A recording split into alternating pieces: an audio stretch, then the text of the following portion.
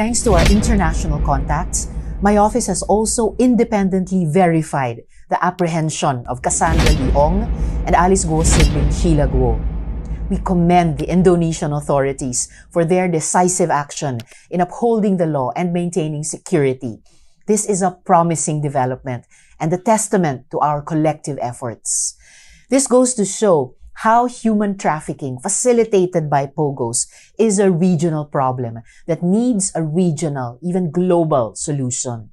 Mahigpit na binantayan si Cassandra Leong dahil siya ang makakapagbigay linaw at makapagtuturo na mga dapat managot sa mga totoong nasa likod ng POGO na Lucky South 99 sa Porac, Pampanga. Ano nga ba ang kinalaman niya kina Alice Guo, Harry Roque at iba pa? Sino ang nagpupuslit sa kanya at sa kapatid ni Alice Guo para makalabas sa bansa? At bakit butas-butas ang sistema natin sa immigration? Naniniwala ako na masasagot lahat yan sa ating susunod na hearing.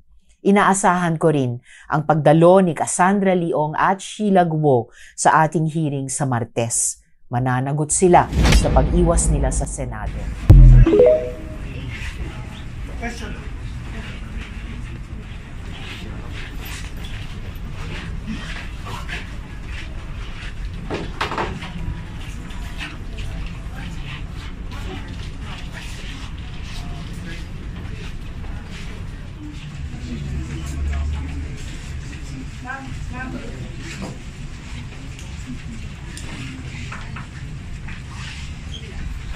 Receipt of information that this person was already in fact out of the country on July 18, 2024 to Kuala Lumpur, Malaysia. Ipapakita ko po ang dokumentong ito bilang patunay na pumasok sa Malaysia si Alice Guo. Siya po ay pumasok ng 12:17 13 seconds military time ng July 18. Kaya ibig sabihin, umalis siya ng Pilipinas sa gabi ng July 17. Mr. President, hindi po pwedeng ipagkaila na siya ito dahil match na match po ito sa kanyang Philippine passport na ifa-flash ko ngayon. Maraming salamat sa NBI sa impormasyong ito. Patuloy ang pag-track nila kay Alice Guo.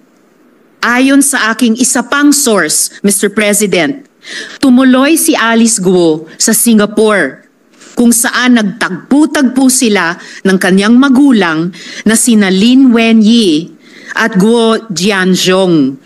The couple flew in from China on July 28, 2024. Mistulang reunion sila doon kasama sina Wesley Guo at Cassandra Ong. Mr. President, who allowed this travesty to happen? Sinong may kagagawa nito? Hindi makakaalis si Alice Guo kung walang tumulong sa kanya ng mga opisyales ng pamahalaan. Para tayong ginisa sa sarili nating mantika. I have always believed that legislative hearings are policy-driven. Kaya nung nag-announce na ng ban ang Pangulo, sabi ko, we have done our jobs. Let law enforcement take the lead. Pero paano kung ang law enforcement mismo ang kailangan imbestigahan? What if they drop the ball? Paano kung sila ang dapat managot? Nangako ang BI sa akin at sa Senate President pro tempore na hindi nila hahayaan si Guo Huaping na makaalis sa Pilipinas. Yun pala, ay wala na talaga siya.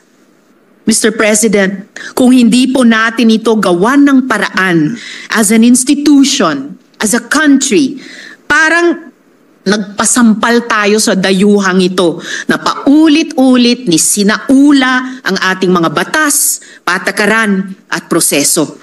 Salamat po, Mr. President.